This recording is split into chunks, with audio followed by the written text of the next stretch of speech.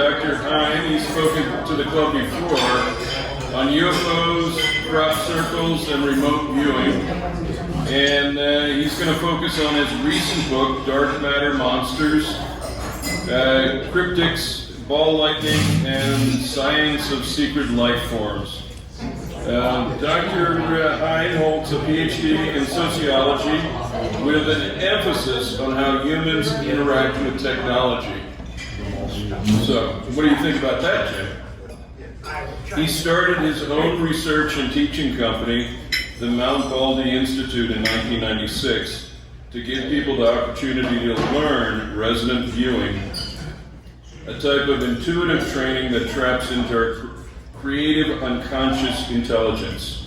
Dr. Hine studies crop circles and takes people on crop circle tours. He has written a number of books, including Open Minds, A Journey of Extraordinary Encounters, Crop Circles, and Resonance, Planetary Intelligence, 101 Easy Steps to Well-Being, Natural Insight, and Black Swan Ghosts. A sociologist encounters witnesses to explain aerial craft, their occupants, and other elements of the universe. Dr. Hine was recently featured on the History Channel in Search Of, Season 2, Episode 7, hosted by Zach Quintino, and the topic of UFOs, crop circles. And with that, I give you Dr. Hine. Absolutely. Did I use the mic there? Absolutely.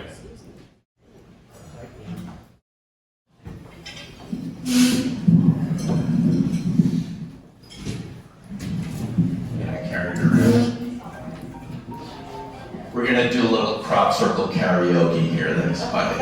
Awesome. So I live in, thanks for having me here today. Thanks for the intro. I live in Boulder, Colorado. I'm out here visiting Mom in Westchester. And I know what you're all thinking. How did a nice Jewish boy from Westchester get involved with UFOs and Bigfoot? And I'm going to just tell you what happened. Actually, when I was in high school, I was on the debate team for 4 years, and I was the co-captain. And we would get, do debate tournaments up and down the East Coast, mostly in New York area and New Jersey area. And it taught me to pay attention to evidence, to evaluate evidence, to be objective. And when I came across these topics, which I talked to you last time about, and we're going to just go a little deeper this time, I looked at it objectively, read every book I could, looked at the history of the subjects, and I said, there's evidence. So we got a debate going here, bring it on. And that's how I started taking a look at these topics seriously. So where did it actually begin for me? Here. My mom was a bird watcher. She loved going out to the woods with binoculars. We went everywhere. We went to Chincoteague, we went to the Pine Barrens, we were just all over the place. One day, she said, we're going down to the Everglades. And just me and her, not my brother or dad, we went down to the Everglades. It was the early 1970s. I was about 11 or 12.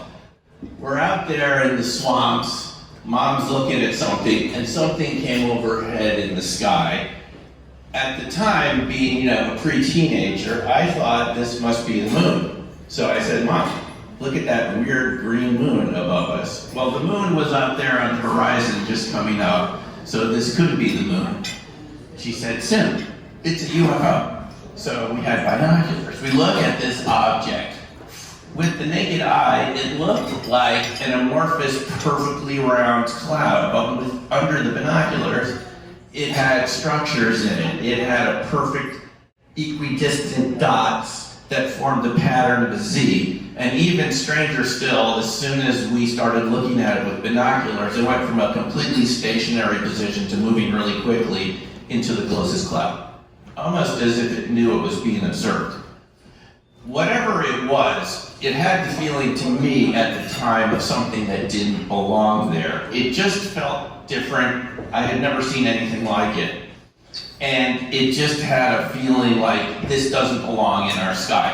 At the time, I thought maybe it was an exploded rocket from Cape Canaveral, even though that's a bit ways off, and that certainly would have explained how it went from completely stationary to moving. But nonetheless, we went to the ranger talk that night in the Everglades, and we sat down to some people, and my mom said, hey, we just saw this UFO, and they said, yeah, we saw it too, we saw it coming out of the cloud, spinning around. So the ranger starts to talk. You've been to the national parks, you know, it's dark, you're sitting in an amphitheater. She says, did anyone see anything interesting today? So my mom raises her hand. Yeah, we saw a UFO. And the ranger said, okay, did anyone else see anything interesting today? And by the way, there was a total blackout. The lights had gone off, and it made it even more suspicious to my mom. So after the talk, we went up and she said, you know, we really did see something, and the ranger wasn't interested. You know, she said, you probably saw a weather balloon or something to that effect. So even at that early age, I had seen something, you know, that to my mind didn't have an easy explanation. Now, for those of you in this area here, you're probably aware of the Hudson Valley triangles.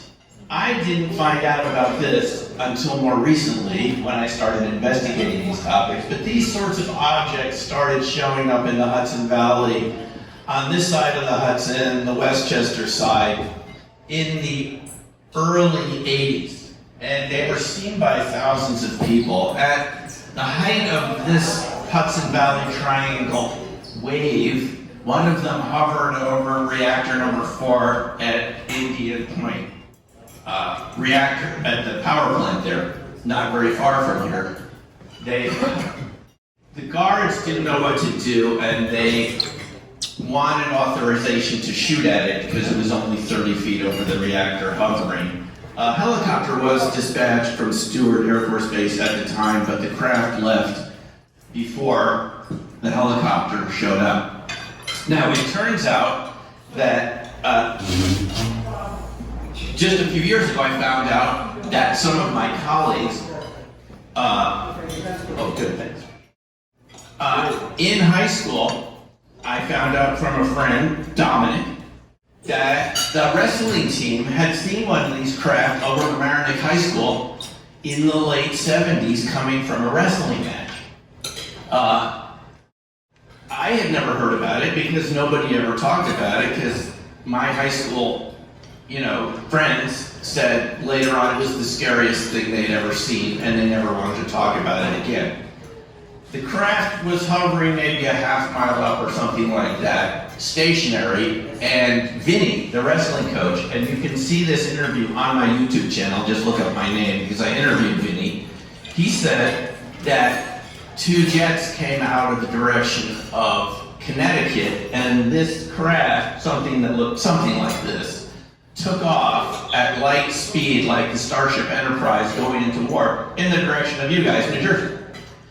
They called the police, and the police said, well, we don't know what you saw, but the power just went out in 4 neighboring towns from Mamaroneck and 3 other towns in the area.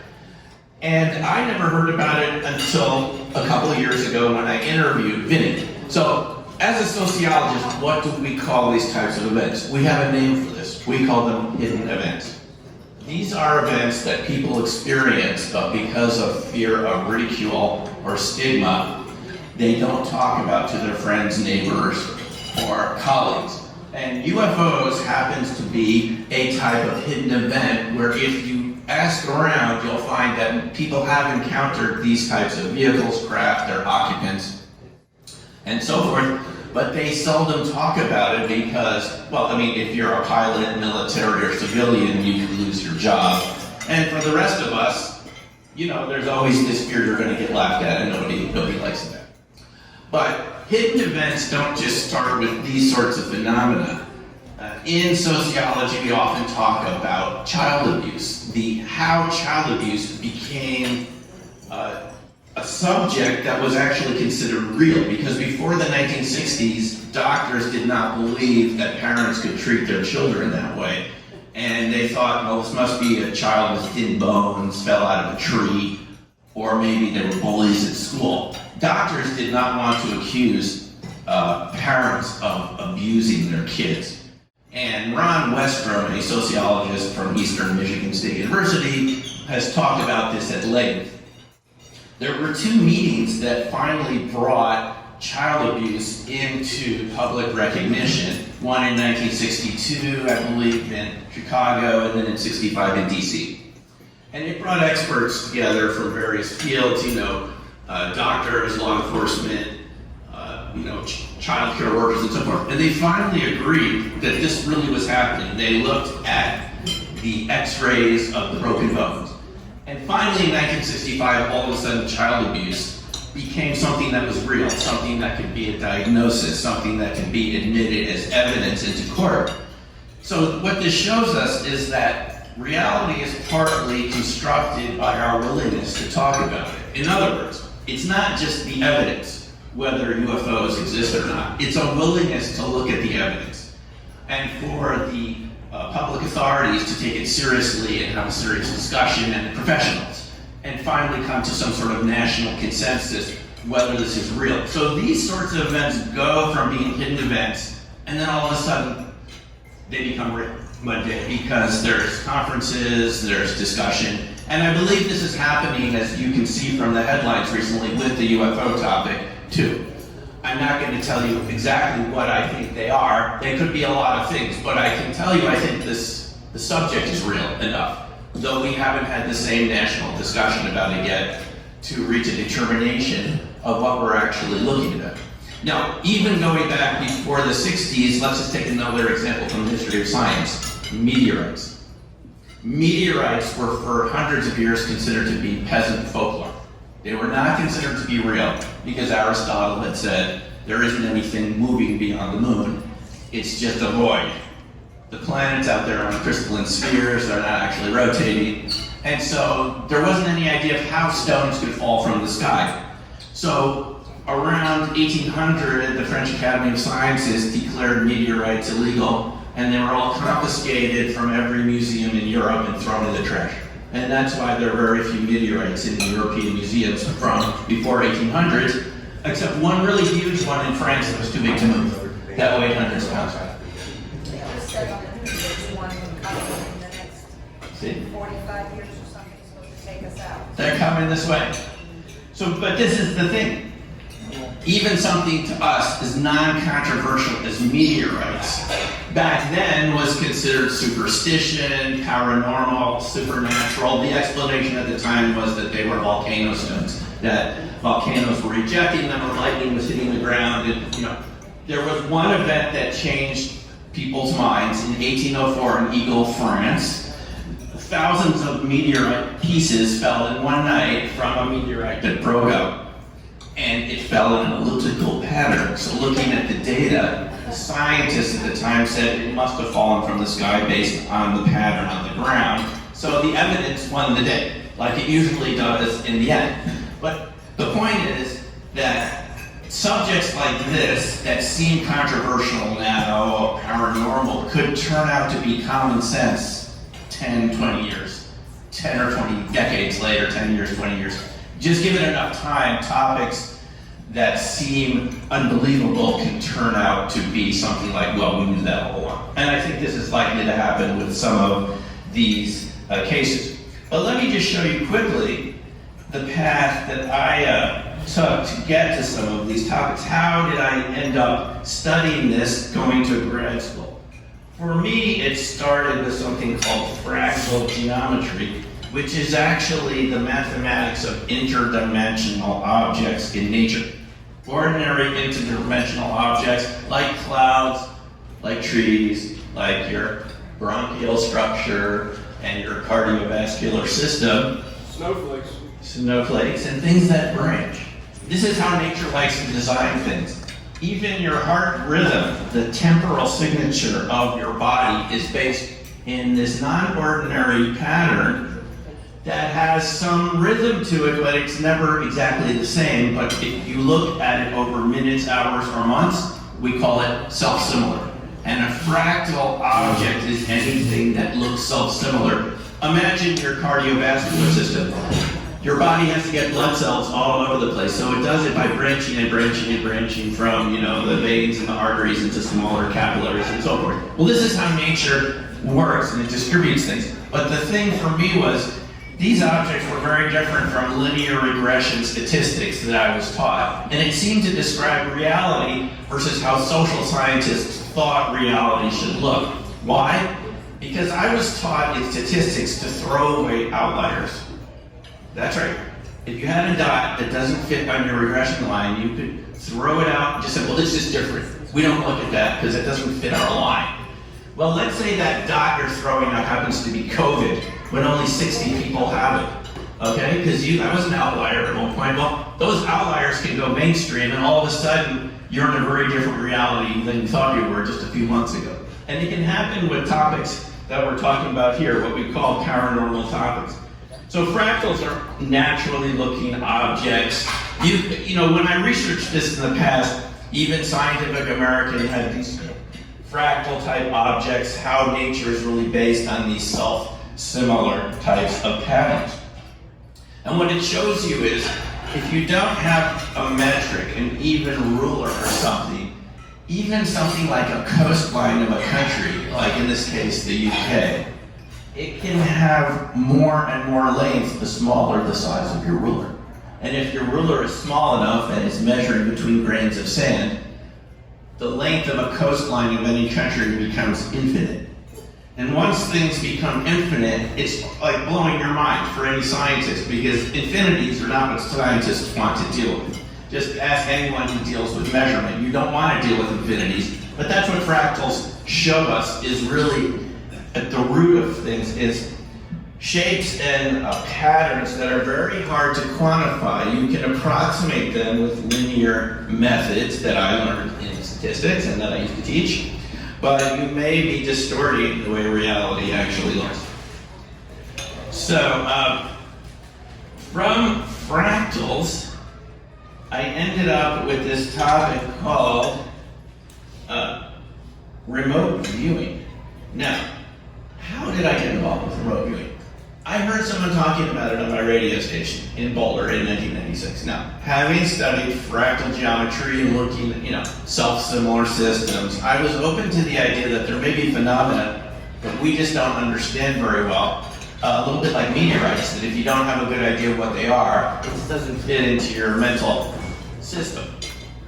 And so I was open to the idea there could be things that, we don't understand that could be real. So I was sort of like an open-minded skeptic. I didn't think people could see things at a distance, describe things. But when I took a class in it, I realized you actually can. And Fetz has taken one of my classes, and you can ask her about it if you're more curious. But basically, you have a picture that's hidden in a folder. And this was developed for the intelligence agencies, CIA, DIA, during the Cold War, because the Soviets had highly developed programs in psychic function, which they used in an aggressive manner. And then we thought we had to have it too. If the Russians had it, we had to have it. So we created a psychic spying program at SRI, Palo Alto, and also Fort Meade on the East Coast. So basically, you take a picture, you hide it, and you ask the viewer to describe what's in the folder without giving them any clues whatsoever. And surprise, surprise, sometimes more than you would expect, they can get perfect drawings of what's in the folder, which isn't something I would have believed was possible until I saw this myself. And what this showed me is there's some other hidden information flowing under the surface of our awareness that we're not aware of, but the data shows, if you're a data-based person, the data shows it's real. The viewer can do it much more than you would expect by chance, even double blind, in case you think the viewer is just mind reading what the monitor, has seen when they put in the folder. It could be double blind, so that this one's a double blind target, where no one knows the target until we're done and we open the folder. Now, when you say double blind, explain what that is. Yeah, so double blind is like the gold standard of scientific research, where even the experimenters don't know what the outcome is ahead of time, so there's no bias. And double blind experiments are very clean because if no one who's involved knows what the results are, the targets or anything ahead of time, there's no risk of contamination from the people who know what the outcome is versus the people who don't. You can't create those sort of little fake explanations, say, well, maybe, you know, they just got it somehow from the people that knew the result. So double blind is the way we like to go if we can. So anyway, these sorts of results showed me something else was going on that I really didn't know very much about. And last time I think we talked, I talked to you about crop circles. I got involved in this subject because this happened to be a remote viewing target for me in 1996. I didn't know what a crop circle was in 1996. But like a good viewer, I wanted to get feedback on what I had got in my viewing session. If we're viewing the Washington Monument or a race car in a stadium, we can see the feedback pretty quickly. But let's say it's something weird like this. You gotta go over there and walk around. And that's what I did. Now, when we went to visit the crop circles, there were fractal-like patterns. The crop circles, some of them looked like these similar shapes. And what I saw when we walked into these shapes was a lot of strange camera and battery failure, not to mention orbs, strange luminosities. These were things over the years, going back there several times to the UK, that I had seen with my own eyes. I mean, your own camera works everywhere you've ever been. All of a sudden you're in the crop circle, strange place, but your camera stops working, and it happens to other people, and it happens repeatedly. Not every single circle, but enough of the time to show you there's some sort of pattern going on. It happens to professional film crews, and compasses spinning around. Strange. Normally if you have a compass that you use when you're hiking, it doesn't just start spinning around, but it will do it in a crop circle. And there's a deeper level of experience that people have. Time slips. You may know someone who's experienced one of these. These are when you can't account for a certain passage of time, like where to you it seemed like a short amount of time or a long amount of time, but to other people around you it was totally different. Or you go to some place and see something that doesn't exist anymore. You go back another time and it's not there, but you were there, like a hotel or a restaurant, as I've happened to people that I know. I know someone that experienced a time slip in this particular crop circle in 1995 before I started going over, where he left and felt like he was gone for up to an hour. And when he got back, he encountered people speaking a very unintelligible type of English that would have been spoken 500 years ago. They were dressed in old garb, but when he got back to the group, they said he'd only been gone for 5 minutes. So time slips are another aspect of these phenomena. And this is an example of a crop circle we made. We started making them to see what was going on. We had permission to make a small one in Kansas. None of the photos came out right. Now this is a film camera from the old days, Nikon F3 camera. You can see every single picture, there's weird luminosities in it. The camera never did that before, and it never did it again, but here it's doing it in a crop circle. I mean, that's me over there. It doesn't quite look right, does it? So, we started seeing examples of this even when I interviewed human circle makers. We met people that made these. There isn't any doubt that humans made these big ones like this. They told me of encountering orbs that scared them out of the fields while they were making them. So these, to me, again, seem like hidden events. Not something that you would normally talk about or would seem believable, and yet you have repeated witnesses over and over again. Battery failure, camera failure, this sort of thing. Even professional film crews told me that they had this happen to their cameras repeatedly. So what would it be from something inert like wheat? And I used to build kits as a kid. I mean, I used to save my paperwork money and buy kits from Radio Shack and Heathkit and put them together. I never saw anything burn out or batteries die just from noise. You wouldn't expect something like wheat to do that, but here we have it happening repeatedly. People who came on our tours experienced this and so forth.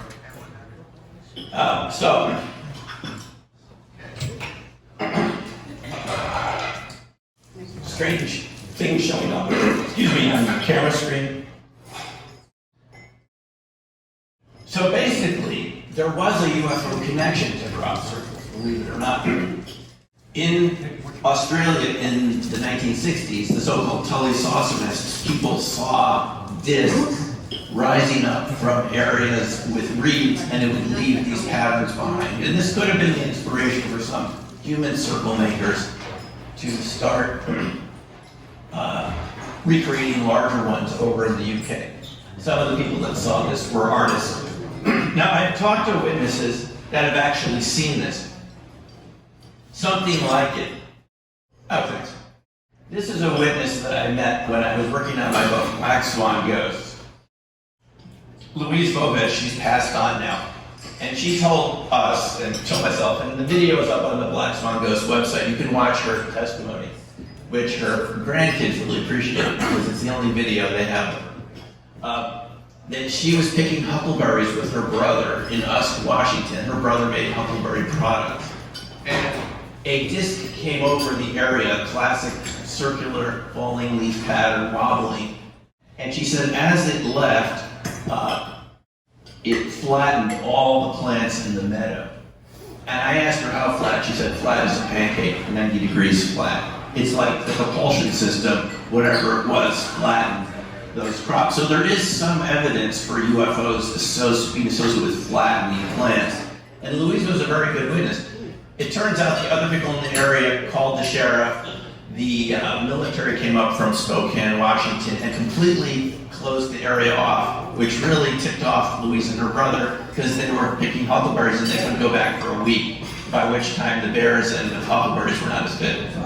Huckleberries were not there. So, if it was just something ordinary, why would the military have closed the entire area and not even let them in for several days while they were taking measurements? I mean, what was that object that she saw? Now, if you've been following the news recently, y'all realize that your Congress people and senators are involved in looking at these types of UFO sightings. There's a new organization within the Pentagon called AARO.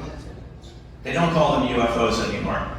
First they were calling them UAPs, unidentified aerial phenomena, and now it's been relabeled all domain anomalies. All domain anomalies. I'm okay with UFOs, but I guess bureaucrats need to rename things to give themselves a reason. So the AARO, All Domain Anomaly Resolution Office, is looking into these types of sightings.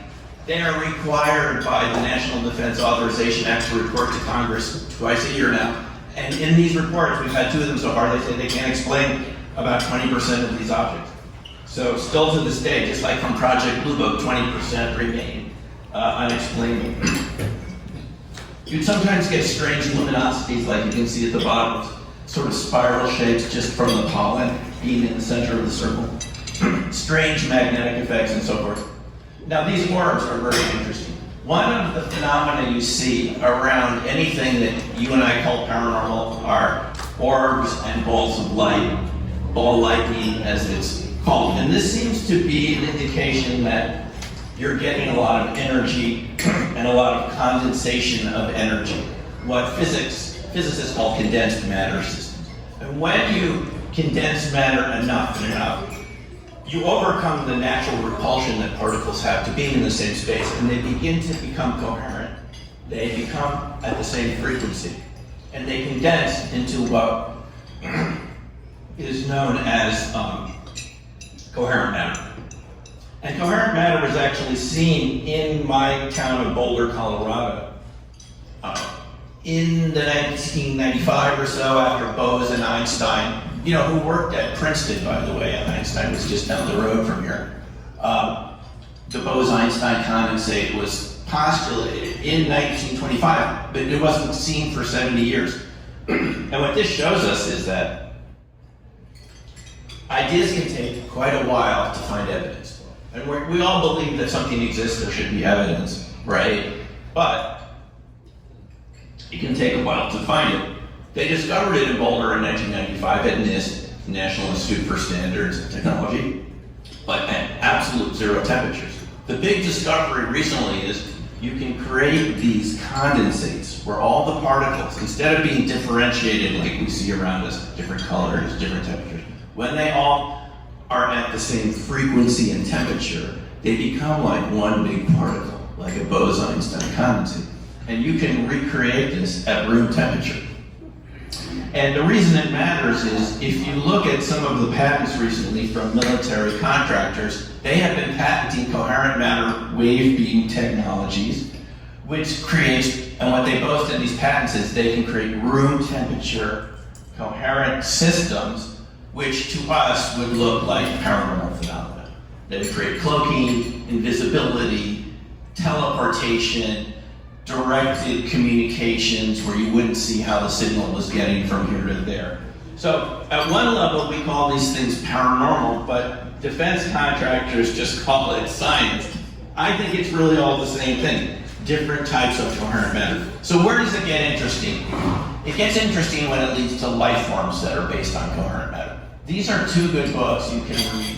One, the most recent one by James Lukatsky from the Defense Intelligence Agency, goes out to a place called Skinwalker Ranch. You might have seen the show on TV.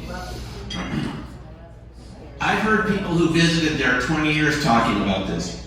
This is where you get all these phenomena in one place. You get the orbs, you get the UFOs, time slips, battery, and camera failure, as you can see on the show, Secret of Skinwalker Ranch. And you get cryptids. Life forms that we really don't understand very well, that may not look like any other animal or type of life you've ever seen, that Lukatsky reports about in Skinwalkers at the Pentagon. And again, this is where we get into the area of stigma, hidden events, ridicule, and so forth. Because when Lukatsky came back to DC, he said, you know, we went to the other intel agencies and they said, we don't want anything to do with this, it's too strange, it'll make us look weird, we won't get funding. But at the same time, you have someone like Lukatsky, a former missile signals analyst, MESINT as it's called. Someone who we rely on to defend us from adversaries to figure out how their missile systems work and the signals they give up. And he goes out and says, look, we're encountering werewolves out there. And a lot of people find it hard to swallow. But here's the real kicker.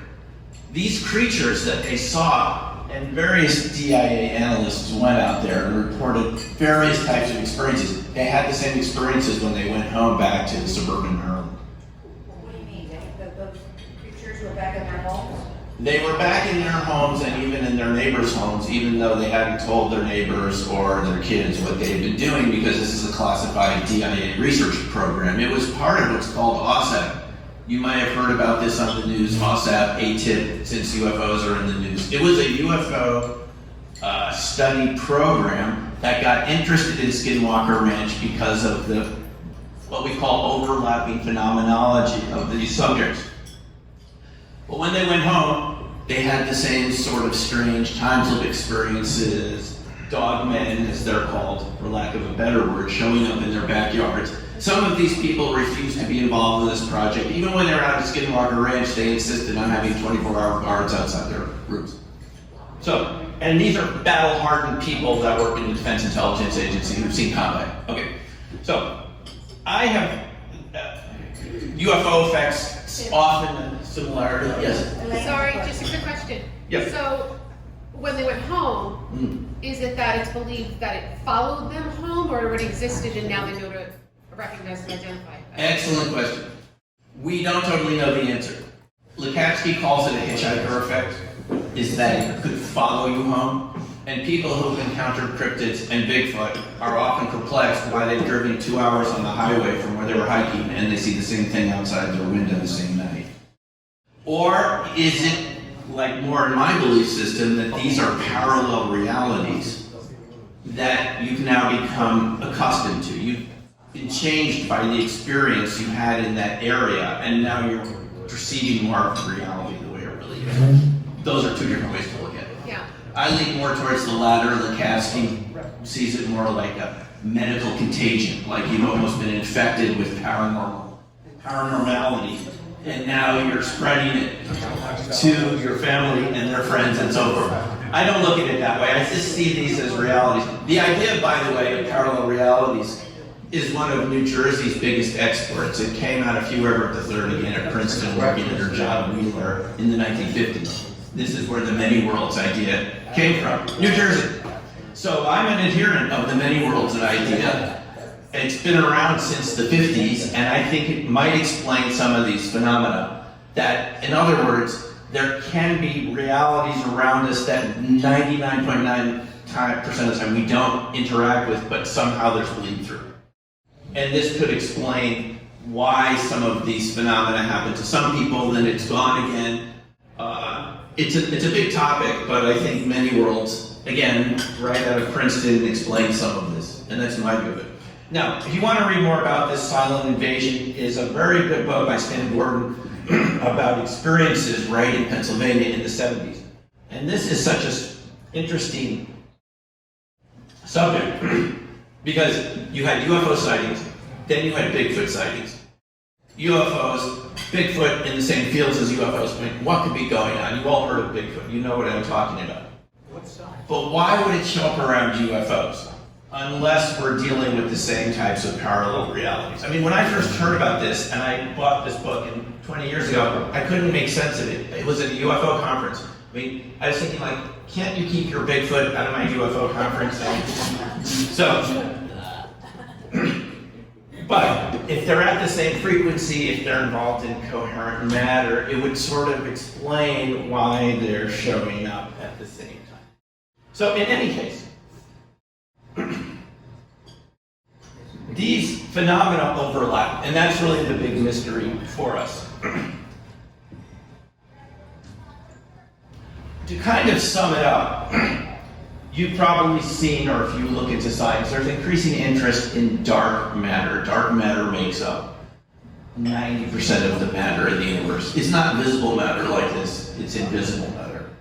And it wouldn't be surprising if there's so much invisible dark matter around, whether it's a parallel reality, whatever it turns out to be, that there's life forms associated with this type of matter, just like we're associated with visible matter, that there's other types of life associated with dark matter and technologies and so forth. And to sum it up, why we don't talk more about this again just goes back to the whole idea of hidden events. That people who experience phenomena that are associated with this type of dark matter universe, if that's what it turns out to be, there's just so much stigma and ridicule associated with it that it's underrepresented. And I think this is what we're finding right now in these congressional hearings, some of which are public and some are classified, is you're having testimony from pilots, Navy pilots who've encountered these craft and so forth, in their operating areas, whether it's East Coast or West Coast. And they have to have been told by the Navy, this will not hurt you, this will not penalize your career, and so forth. So what we're involved with as a society now is going in the other direction of having considered something that's weird and strange and inhibiting people from talking about it into a subject where we want to know more about it because we realize there's a lot of science and just a lot more to discover about it. So that's basically what I wanted to say to you. And That's very interesting. I'm glad you did. Any questions? Yes. Yeah, go ahead. It's a question. Yeah. It seems like if they are here and flying over all this stuff, they have to be far more intelligent than we are. Why haven't they contacted us? Why would they even attempt that? Well, on the face of it, there are landings, people do have contact. We heard about it I understand that, but why not openly, like some of the movies, you land and, military comes around. Well, again, in general, when these landings have happened, the areas are closed off by the military. It probably, so let me give you two answers to that question. At one level, it could create a type of mass panic, which we saw in War of the Worlds, when that was just a fictional show and people panicked. And I believe that was set in New Jersey too, wasn't it, War of the Worlds? Yeah, it was, yeah. And the other thing, which is very interesting, I found out from this film, which I encourage you to watch, called A Flash of Beauty, Bigfoot Revealed, is that if you have an experience which is too outside what you consider to be normal reality, you won't even remember it. This is what psychiatrists tell us. The point I'm trying to make is that I understand, I believe that people experience something, and there is something out there, I do believe that. But having that much intelligence is far superior than us. They could destroy us, or take us over, whatever, but it hasn't happened. So why do you think they haven't reached out? I think they're intelligent enough not to want to cause society to collapse in a type of mass panic that could have happened. But even in War of the Worlds, which was fictional, but I think they do communicate. I just think if you talk to your neighbors, I would say I think people are having experience of it individually. And it will slowly build up to something that we could accept. And I think it takes the process like we're seeing now in communities to make it something that we could actually talk about without running away and panicking. That's what I think. Yeah. About 80 years ago, in the Catskills, Yes. we would go, my father, my brother, my mother and I, and we would enjoy being out at night, walking through the wooded area. And one night, 3 of us didn't go out. My father was out all by himself. He said, come out here, quick, hurry up. There's something in the sky I want you to see.